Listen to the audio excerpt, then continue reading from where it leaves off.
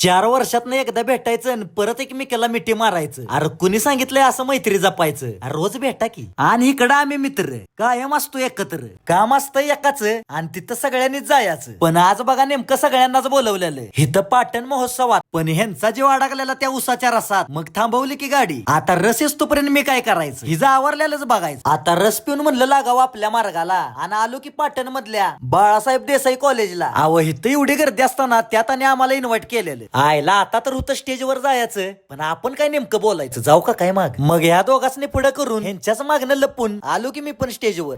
मग मी पण लय हुशार म्हणलं असणे आधी बोलाय द्यायचं आणि राहिलेलं मग आपण बोलायचं असं म्हणत मग मागची पुढची सगळी हिस्ट्री सांगून आपल्या आशिक दिवाना गाण्याचं पण प्रमोशन लागलंच केलं. आता म्हणलं माझं भाषण ऐकून ऐकून पब्लिक कटाळून घरी जायचं. मग या आपल्या 2 सिंगरना म्हणलं ह्या पब्लिकचं मनोरंजन करायला तुम्ही आता गायचं.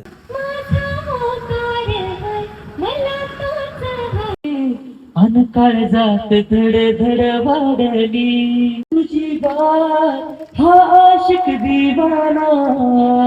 इथं आमचा सत्कार तर झाला पण हिंनी नेलं परत स्टॉल बघायला. आणि ही सगळी पैशानं कुठे घेते ती? वॉइस टेस्ट बघू असं करत करत प्रत्येक स्टॉल वरच फुकट खाते ती. आणि त्यात भर पाडायला बघा ह्यो आला. आता म्हणलं ह्यानं जर खाया चालू केलं तर तुमचा 3 दिवसाचा महोत्सव एका दिवसातच संपले असं समजायचं. पोरगी मिळाली नाही की बघा अशा अवस्था होत्या. आणि ह्यांचं ही चळ बघण्याच्या नादात माझी आईस्क्रीम वितळत्या. आणि ही बघा अमेरिकन ड्रायफ्रूट कोणातनं मागत्या. आणि अजून इथं काही वेगळं वयाच्या ह्या नमुन्यासने घेऊन आलो मी आमच्या घरी.